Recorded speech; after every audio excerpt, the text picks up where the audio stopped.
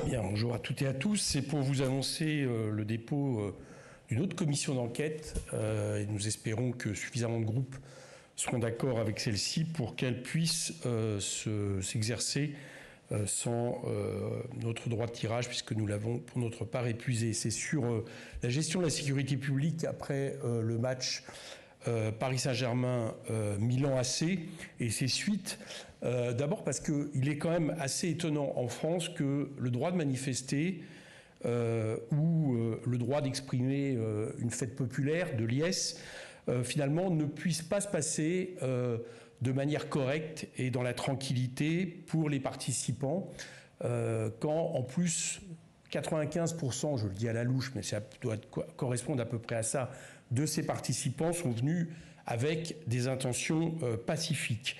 Alors on peut se demander pourquoi, puisque nos voisins y parviennent, que ce soit à l'occasion des célébrations de matchs de foot, mais aussi des manifestations politiques, et alors même que, le moins qu'on puisse dire, nous avons un nombre en général de policiers mobilisés et suréquipés qui devrait, si on suit la doctrine du ministère de l'Intérieur, arriver à ce que puisse justement s'exercer, que le droit constitutionnel le reconnaît, ces rassemblements de manière pacifique. Alors, on a vu que le ministre avait donné des explications idéologiques sur cette particularité française.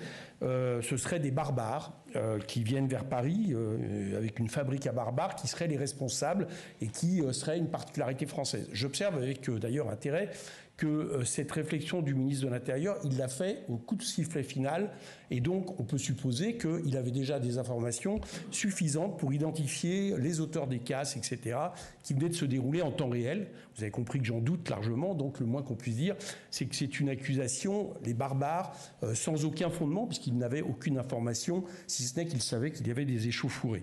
On sait à quoi ça fait référence chez lui, puisqu'il a parlé de déconstruction culturelle. Quand on parle de barbares, ça veut dire qu'en général, les gens ne sont pas civilisés, et on sait que dans différents écrits, le ministre de l'Intérieur estime qu'il y a une civilisation judéo-chrétienne, donc on peut supposer que ces barbares appartiennent pas à la civilisation judéo-chrétienne. Suivez mon regard pour voir les soubassements racistes de cette expression. Je rappelle que c'est pas la première fois qu'on cherche à expliquer un fiasco lors d'événements et de sécurité publique sur des événements sportifs en pointant la responsabilité d'un tel ou un tel.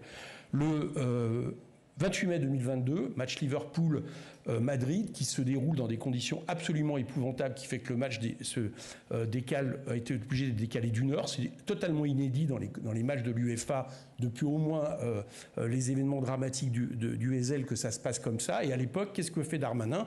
Il attaque d'abord les jeunes des quartiers populaires, ça se révèle totalement infondé, et il finit par attaquer les supporters de Liverpool. Il a dû faire ses excuses il y a quelques mois sur ce sujet. Donc on voit bien qu'à chaque fois, il y a une explication qui est donnée, à mon avis, quelque chose qui doit être posé, c'est ce que veut faire cette commission d'enquête, non pas les hommes sur le terrain, j'insiste, mais la doctrine et la chaîne de commandement qu'il faut interroger. Pourquoi? Des questions. Pourquoi, par exemple, n'arrive-t-on pas, justement, quand il y a autant de policiers, à empêcher des événements qui étaient manifestement très ciblés sur certains magasins, d'ailleurs, qui étaient restés non barricadés alors qu'ils avaient un lien avec le sport sur les Champs-Élysées. On peut se poser la question, et pourquoi, finalement, au bout d'un moment, la manière d'exercer cette sécurité, ce maintien de l'ordre, soit de s'en prendre, on a plusieurs témoignages là-dessus, à l'ensemble de la foule, en les aspergeant de gaz lacrymogène, voire de tirs de LBD, avec un peu l'idée qu'on asperge de lacrymogène, et puis quelque part, on en arrête un certain nombre, et la justice reconnaîtra les coupables. Bon, il y a dans cette façon de faire quelque chose qui, évidemment, provoque inévitablement de la panique, provoque du désordre, peut provoquer plus de violence en retour, et évidemment, ça nous semble être une doctrine totalement à la fois inefficace et injuste. Pour toutes ces raisons, nous allons demander cette commission d'enquête afin de expertiser ce fiasco dont le ministre de l'Intérieur, vous aurez compris pour nous, est directement responsable. Juste encore un mot, on a l'impression aussi d'avoir une espèce de construction idéologique parce que ces événements sont graves. Nous condamnons de manière très forte les casseurs qui ont agi ainsi, c'est évident, mais ce que nous observons, c'est que tous les témoignages montrent que c'est une minorité, et nous sommes assez étonnés que dans toute la journée du dimanche, on ait, j'allais dire volontairement ensuite, surdramatisé les événements. Ils étaient déjà suffisamment graves, mais par exemple, en assimilant les 2 morts de cette soirée-là, aux événements liés au match Paris Saint-Germain-Milan. Il y en a un, c'était à Dax, ça s'est révélé être un homicide sans rapport.